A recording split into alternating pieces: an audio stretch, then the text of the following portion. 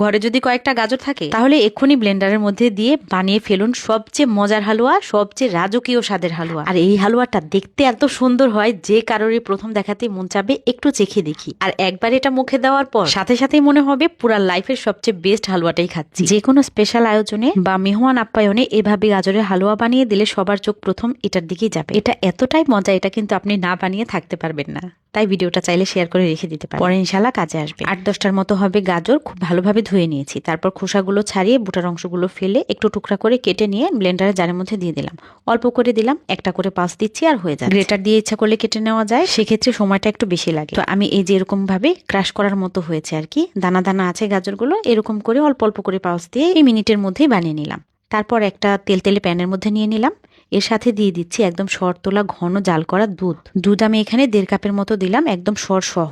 2-3টা এলাচের মাথা ফাটিয়ে দিয়ে দিয়েছি। মিষ্টি আমরা একেবারেই কম খাই, তাই 1/3 কাপের মতো চিনি দিয়েছি, আবার 1/3 কাপের মতো গুঁড়া দুধ দিয়েছি। 3 আঙ্গুলের ছোট 1 চিমটি লবণ দিয়ে এখন চুলার আঁচটা মিডিয়ামে রেখে অনবরত নেড়ে চেড়ে জাল করে নিচ্ছি। গাজরের রস এবং দুধটা কিন্তু এখন প্রায় শুকিয়ে গেছে। এখন আমি 2 চা চামচ স্বাদের কর্নফ্লাওয়ার নিয়ে নিলাম। এই কর্নফ্লাওয়ারটা পরিমাণে কম দিলেও হয়, খুবই ভালো একটা কর্নফ্লাওয়ার। কর্নফ্লাওয়ারের সাথে আমি আরো 2 চা চামচ একটু গুঁড়া দুধ মিক্স করে অল্প একটু পানি দিয়ে গুলে তারপর এটা আমি গাজরের হালুয়ার মধ্যে এখন দিয়ে দিচ্ছি। এই সামান্য কর্নফ্লাওয়ারটুকু হালুয়াটাকে বাইন্ডিং এর কাজ করবে, যেটা কাটার পরে খুব সুন্দর স্টেবল হয়ে থাকবে। এখন আবার অনবরত একইভাবে নেড়ে চেড়ে যাচ্ছি। যখন হালুয়া প্যানের গায়ে লেগে যেতে শুরু করেছে তখন এর মধ্যে 2 টেবিল চামচের মতো ঘি দিয়ে দিলাম। এর সাথে আরো কিছু গুঁড়া দুধ দিয়ে দিলাম।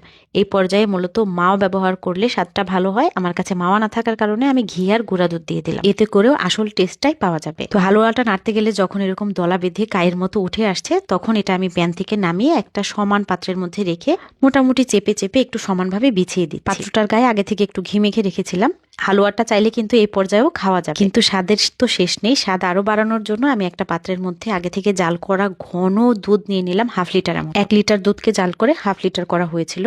এখানেও 2 চা চামচের মতো গুঁড়া দুধ, 2 চা চামচের মতো কর্নফ্লাওয়ার আর 2-3টা এলাচ ফাটিয়ে দিয়েছি। এর সাথে সামান্য একটু চিনি দিলাম, আমি 2 টেবিল চামচ চিনি ব্যবহার করেছি। আর একেবারেই সামান্য 2 আঙ্গুলের 1 চিমটি লবণ দিলাম। এখানেও আমি স্বাদের কর্নফ্লাওয়ারটা ব্যবহার করেছি। খুব অল্প পরিমাণে দেওয়ার পরেও এটা কিন্তু খুব তাড়াতাড়ি থকথকে ঘন হয়ে গেছে। আর এই দুধটা জাল করার সময় আমি একবারও থামি নাই, অনবরত নেড়ে চেড়ে একদম থকথকে ঘন করে জাল করে নিয়ে তারপর যে গাজরের হালুয়া বানিয়ে রেখেছিলাম ওই হালুয়াটার উপরে ঢেলে দিলাম। এখানে যে কয়টা এলাচ ব্যবহার করেছিলাম সব কিন্তু আগেই তুলে ফেলে দিয়েছি। এখন একদম উপরে কিছু বাদাম কুচি ছড়িয়ে দিচ্ছি, এতে দেখতেও সুন্দর লাগবে, খেতেও মজা লাগবে। সামান্য একটু জাফরান ছড়িয়ে দিলাম, জাফরানটা ঘরে থাকলে দিবেন, দেখবেন সুন্দর একটা স্মেল হবে। তো হালুয়াটা আমি ফ্রিজে রেখে ঠান্ডা করে নিয়েছি। ঠান্ডা ঠান্ডাই হালুয়াটা একদম জমে গেছে। এটা দেখতে যে কতটা লোভনীয় লাগছে, এটা বানালে দেখবেন আপনার ঘরের বাচ্চারা পাগল হয়ে যাবে খাবার জন্য। আর এটা খেতে এত সুস্বাদু, আপনার মনে হবে এই হালুয়াটা কেন আমি আগে বানিয়ে খাই নাই। আর এত সহজে এত মজাদার একটা হালুয়া হয়ে গেছে। মিষ্টির দোকানে যদি এই হালুয়াটা বিক্রি করা হয় তাহলে কিন্তু অনেক চড়া দামে সেল করলেও মানুষ এটা কিনে খাবে।